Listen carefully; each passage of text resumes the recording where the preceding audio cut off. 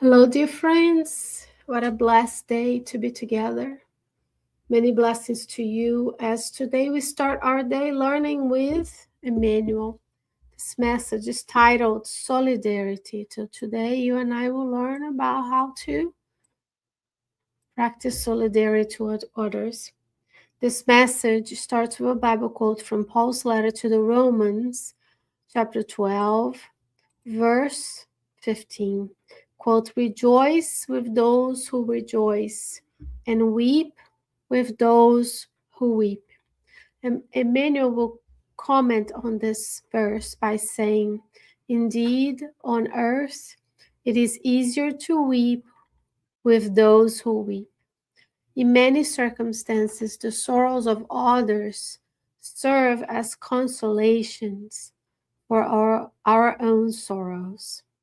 Those who bear immense burdens seem to encourage us to endure our lighter trials. So we always think about looking up as a guide to those who morally and spiritually evolved, but also looking down to help those, bringing them along with us, right? So sometimes it's much useful for us to go out and help, go out and volunteer, go out and give, so that I can see others who suffer more, and then I don't feel as a victim. And Emmanuel is going to describe situations when we feel compelled to help. He says, when faced with a disaster that might have befallen us, we are moved to reach out to the victims, often harboring the illusion that we have been specially favored by God, as if the extensions of time and the loans granted to us by divine mercy, within the framework of the divine law, amounted to a system of favoritism or special exemptions. Sometimes we feel blessed because we have more, we can more. Disaster is falling upon others, not ourselves.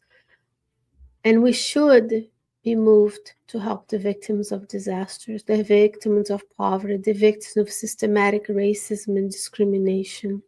That is a given, as we're going to see next. But I want to emphasize one part of the sentence that Emmanuel says, extensions of time and the loans granted to us by divine mercy. So the time that you and I return to this life to be reincarnated, and the loans, what are the loans? The loans of health, the loans of comfort, the loans of wealth, the loans of material things that makes our life easier, the loans of speech, of sight, of hearing, the loans of ambulation, the loans that allow me to move.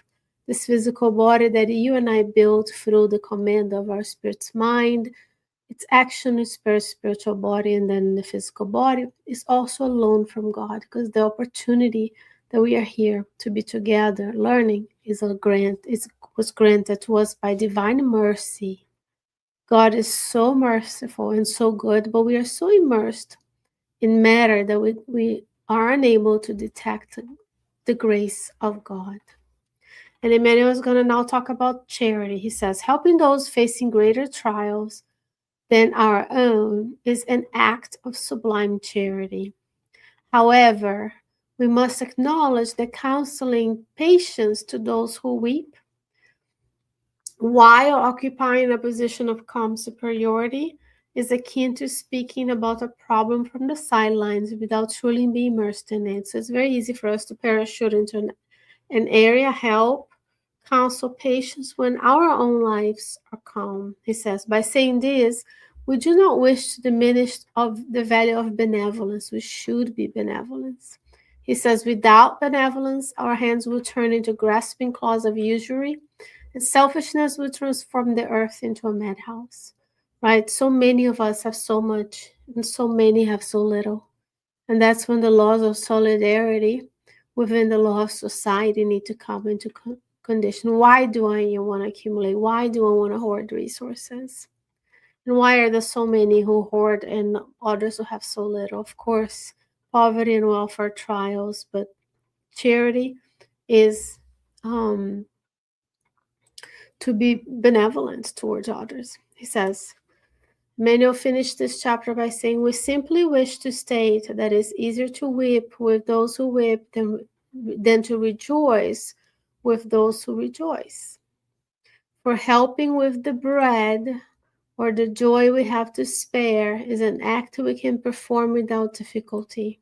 So we see the suffering of an animal, we see the suffering and the plight of the plants, for example, the wildfire forests we have now, the forest wildfires we have right now.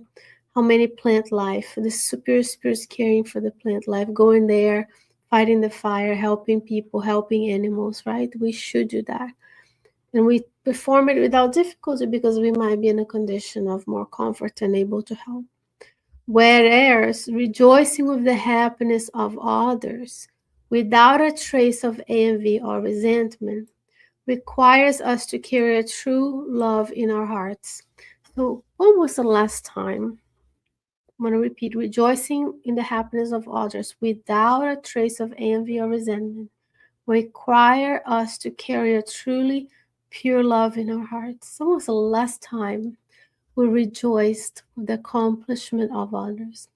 Without to do one over, without having a better example, we have describing our greater pain or our greater joy. Truly rejoice when someone overcome a difficulty, when someone overcome depression, when someone was able to battle their addiction, someone got a promotion, someone got a better school for their children. When was the last time? Because without a trace of envy and resentment, this rejoicing over the happiness of others is what Jesus does to us. Our guide and our motto, rejoice every time we are able to overcome our own difficulties, our own selves. So, dear friends, in order for us to build this truly pure love in our hearts, today we know we need to weep with those who weep, extend benevolence and charity, physical, emotional charity to those who need, and rejoice in the happiness of others. And I rejoice every time we're together because we are here in this message a few times a week with the opportunity of learning.